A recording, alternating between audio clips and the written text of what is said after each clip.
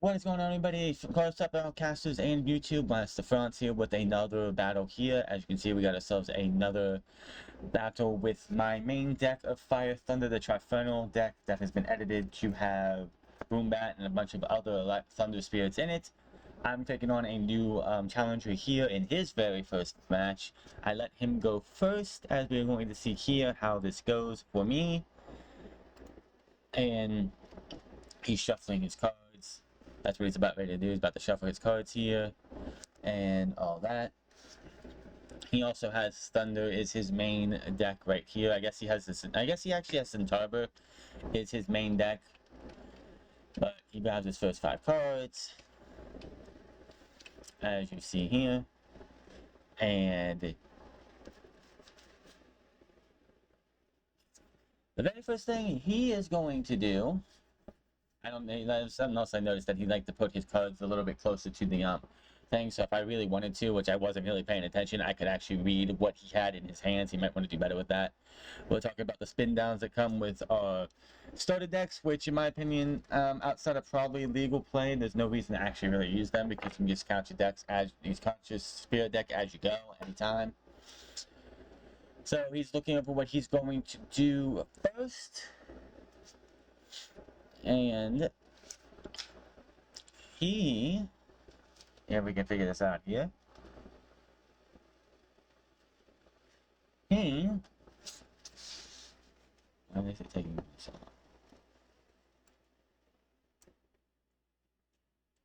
He is going to end up playing a Boombat,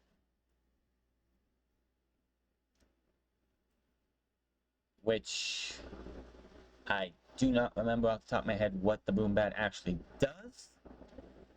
So, of course, being a turbo deck, you have more Earth Spirits than you do Thunder Spirits. You have to look for them yourselves. He puts into attack position, which is fine to do. And then this is his first time having a match here. He's going over what the ability is, and then he goes to set a card down, but then I inform him that it has to be a counter ruin. It can't be anything else. As you know, only counter ruins can be set, which makes the game a lot more difficult when it comes to planning what you want to use your ruins, your counter ruins, your invoke, your everything else, is because you can't set like an earthquake, you can't set a tsunami. Those have to be played as you have them in your hand. Only things like Gorgon's Gaze, I mean, tsunami is a counter ruin, so you can play that, but like earthquake you can't set, and a bunch of other ones. So my turn, I draw, and the very first thing I do right out the gate is I play, obviously, Nectar of the Gods, which lets me draw 2 cards, which really did help me out here, because I think this move right here, in hindsight, probably is what changed this game completely, as I'm going to take 2 more cards, and I'm going to play Eruption, which expends 3 spirits. No, not this one. It was it was the next one. Play 3 spirits that makes him expend 3 spirits. Then I play. Right, and spend 3 spirits from the top of your deck. I'm trying to go over exactly what happens if he had a fire Elestral on the field right now. Then it would only be 1 instead of 3. So, Eruption, in my opinion, the only time you want to play it is when you're going up against somebody who does not have fire spirits or fire enchanted Elestrals in their party, because then you get the full effect. So I go ahead and I decide to play Necruff at 1 spirit. I take out his Boombat, but usually at this time, since we both have 1 spirit, that would not cost him anything in the spirits deck. But with Necruff's ability, it costs him 1 spirit. So basically, with Necruff, I'm getting the same attack. I'm getting the same cost of him a spirit that it would be if I was taking out, if I had 2 spirits underneath Necruff instead of 1. So that is basically what I'm explaining to him right here, right now. And that was my turn, which I'm talking to him about, like, what everything goes on, and explaining everything as best I can. His turn comes up. That is just water. Oh. So then, as I can see here, as he shows, he needs to like definitely like work on his camera angle because I can literally right now see everything that he has in his hand. Not the best thing to do in my opinion if I was actually paying attention, but since I was too busy with my hand, I really didn't pay attention. He decides he's going to play Earthquake, which absolutely destroys my Necro, which it's a shame.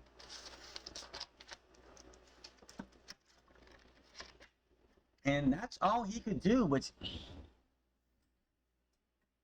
I've been there before, where it's like you have a bunch of cards in your hand. You can only play what you can have. That's all you can do. So I am going to go out of my way to play Cinder in attack position. And this was the one that actually, I think, changed the game completely, because it sends the top 3 in his deck to his Underworld, which I'm just definitely making sure. And we have a little bit right here. He thinks I mean his Spirit deck when I actually mean his deck. So his deck, as I point to the deck, he expends the 3, and one of those 3 was a Sprouter, which of course everyone knows Sprouter is a 1-cost Elestral. And yeah.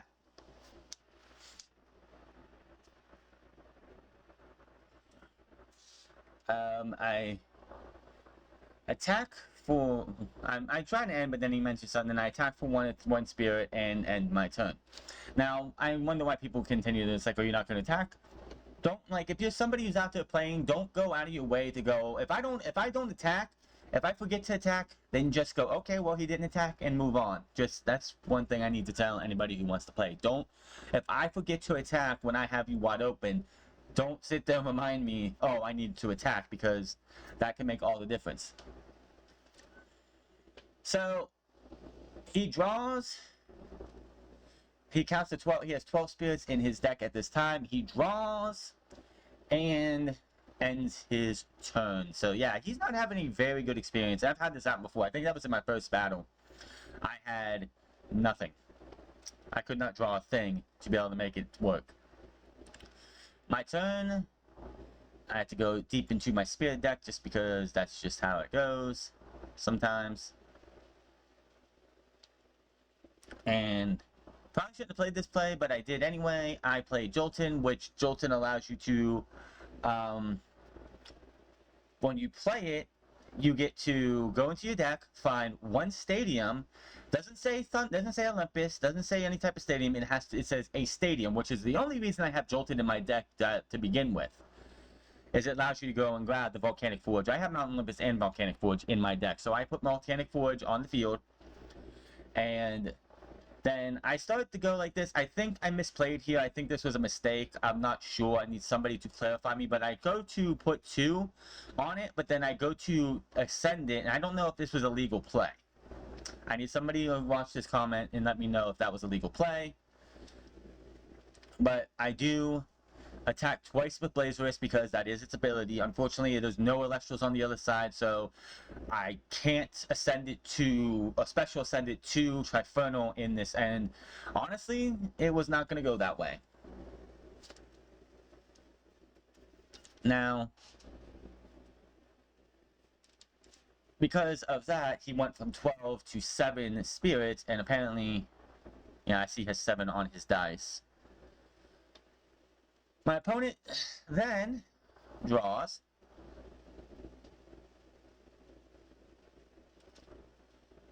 He then draws, and he's looking through his cards, and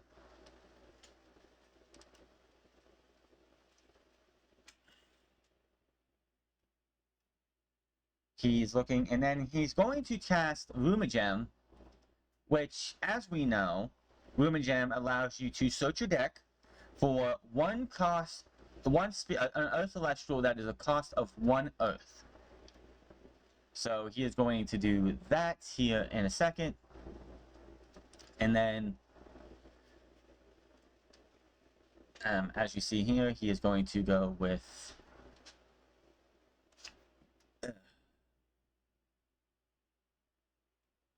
And he only had 7 spirits left, so he had to have like a couple, like 1 win, I think it was, 1 Earth. He didn't have many spirits left, so he had 6 spirits left at this time.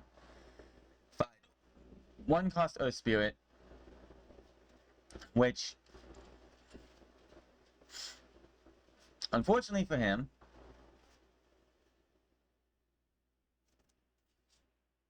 as we're going to pull this a little bit forward, because he finds before I, or whatever this thing's actually called, I'm not actually know, the draft from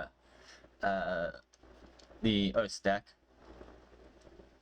and then he cuts his deck.